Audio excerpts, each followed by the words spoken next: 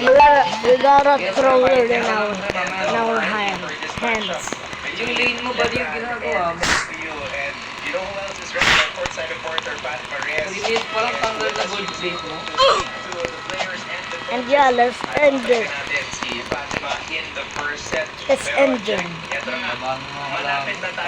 end it by the next below. Let's sure find it here. He won't stop this one.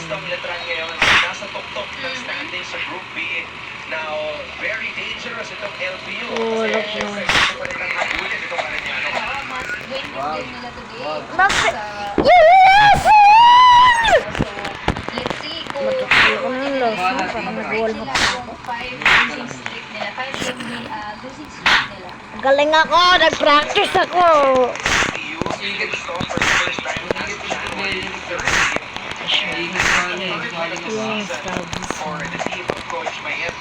Well, I'm not cocky. I'm confident. Yes.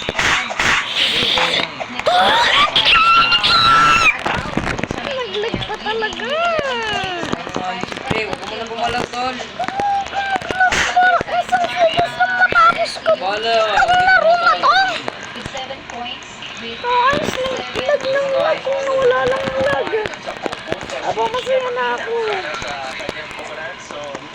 One of the main reasons why Letran has been playing so well this season, the best start in the season's memory probably. Baliw, kahit naman di ka The ma-under, best ka na start boy. since the time of the legendary Carolina sisters, Michelle and Mayet. Alam na natin yan. unbeaten. Wow, my idol. Yes, Mayet Carolino. Yes, second talaga. Silang dalawa yung sister. Carolino sisters. MVP ng NCAA. Harap ng hotel mo. Hey, Dodge. Head coach. Broke his ankles. Hey! Letran. Hey, broke his ankles! Kaya na sila dito. Hey, roller na ako. Hindi ka walang tawa, Toy. Sinira ko ang ankles niya.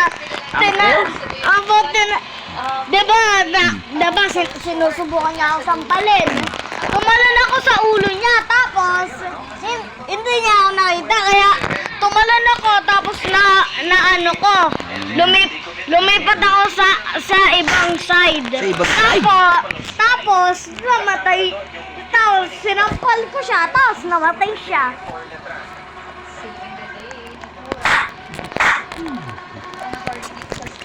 Nahulog kami ako dahil sa kanya! Sabi mo sinampal mo bago namatay siya. Nahulog tayo ako sa'yo eh! Talaga na eh!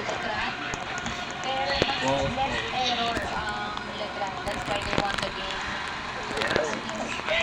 Ate Juday. Yan ang tawag sa kanya ng mga mas bata niyang teammates. Ready to save the day lagi. Ito si Ate Juday, Judiel Ventura. Playing in her 4th year, pero might be her last year. Kaya nagcha-chat minsan yung kanyang mga teammates na one more year. Oo, tsaka alam mo, sa totoo lang, syempre sa minsan ka lang college eh. Oh, hindi na to, pre. Kahit Kahit ako pa ako isang ginagawa kahit dalawang last item year pa. ko talaga kasi minsan ka lang college, minsan ka lang sa NCAA, hindi ka na makakabalik dito. Kumbaga parang seize the moment. Kumbaga. Kaya kailangan natin one more year kaya. Big decision yan para kay Judiel. Siyempre ngayon, may professional ranks. So, Hindi mo na papaparm ka sa kalaban.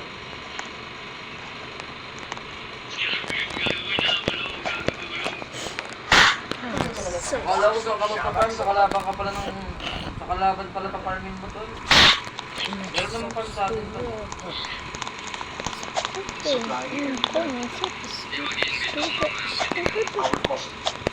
Gagi ka, di namatay yung paso. Di naman.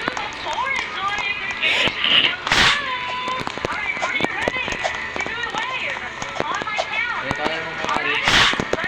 Kahit ayaw mo mga ito, sige, video ako ng pala. Ayos ko na tayo. Medyo sumobra-sobra yung sa nag-joke ko talaga sa nila.